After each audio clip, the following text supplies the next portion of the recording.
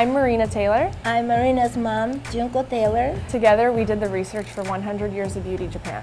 Western styles and Western trends have a huge influence on Japanese beauty and fashion at the time. They don't just copy exactly what they see, they combine and mix, make it uniquely Japanese. And we see that throughout this 100 years. Yeah. In the 1910s, Japan is going through what's called the Meiji Restoration. Also at the same time, the emperor sends nobles to Europe to study the culture and the society there and to bring it back to Japan so that they can implement it into their own culture. The sokuhatsu is a blend of kind of two styles, one being the nihongami. Bundled hair. It's really reminiscent of the Edwardian pompadour that we see popular in Europe. She has Ochoboguchi, which is a small lip painted inside of the natural lip line. In the 1920s, Japan is in the middle of what's called the Taisho democracy. And we see Japan urbanizing, modernizing, and beginning to grow. And there's one magazine, Fujin Gurafu, first magazine in Japan that was targeting women. We see a picture in that magazine of the perm. And this perm becomes kind of a staple in Japanese fashion. And that brought us to the mimikakushi hairstyle. Hidden ear. In the 1930s, globally, we see the rise of the modern girl. The woman desired to be free of these sexual, social, and political norms. We have moga. Moga was criticized for the foreign influences they absorbed and displayed, and conservatives viewed the whole moga culture as what's called eroguro nonsense, erotic, grotesque, and nonsense. So after this, we have World War II. In 1941, Pearl Harbor happens and life is changed for every single woman and man in Japan. Self-restraint is the motto for women every day, and there's even a campaign against the perm wave. Jugohatsu is the hairstyle that we chose for this era. That means hairstyle behind the gun. And the word on the hachimaki does say kamikaze, which most of the Americans relate that to suicide bombers. At that time, the characters were pronounced shinfu. That means divine wind. World War II ends in 1945, and in the 50s, we are in the midst of the American occupation of Japan. Audrey Hepburn, who is an icon globally of this time, is huge in Japan. The white scarf wrapped around Mei's head is a nod to the Machiko Maki. Machiko is the name of the heroine in this radio show called Kimi no Na wa.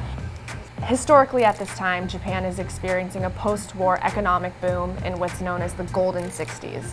Mei's look was inspired by a popular pop singer at the time, Chio Okumura. She kind of has that iconic go-go girl look, huge big eyes with the dramatic eyelashes and the colorful eyeshadows that we see Twiggy really put on the map. In the 70s, Japan's economy is continuing to grow. There is a new fashion magazine that comes out called An An. Sayoko Yamaguchi is the name of a model who often graced the pages of An An, and she is Japan's first internationally recognized supermodel. She's known for her iconic blunt, straight bangs, kind of resembling a traditional Japanese doll with her look. Her look wasn't the mainstream of this era, but we thought it was very unique.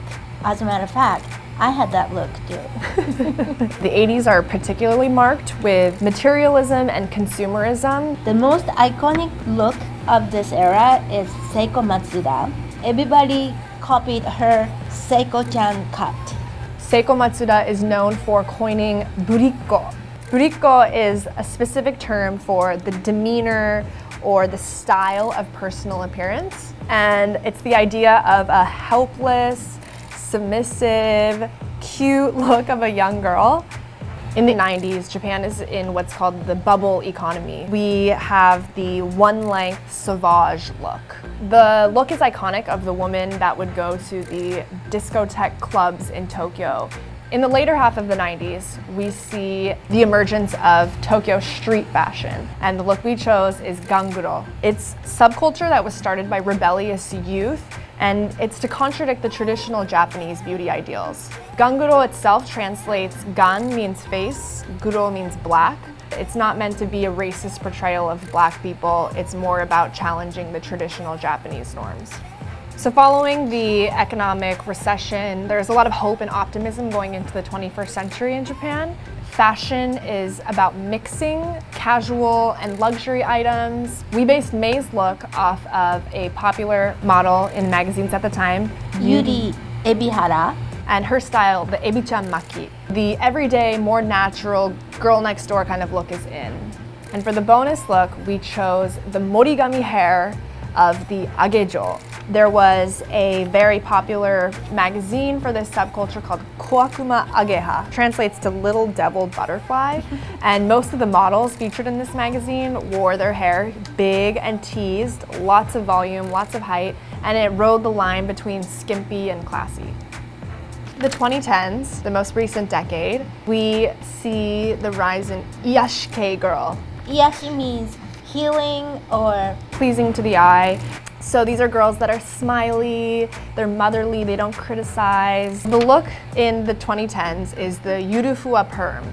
So on the complete flip side, we have our Decora bonus look. This fashion is particularly centered around Harajuku. It's known for the toy box style, the cheap accessories that can be purchased all over Harajuku. Japan is a very homogenous culture, and sticking out is not really encouraged. There's a saying in Japan, 出る釘は打たれる. the nail that sticks out gets hammered in. It'll be interesting to see how the mainstream beauty looks continue and whether these street fashion, counterculture beauty ideals will evolve as well. ありがとうございました。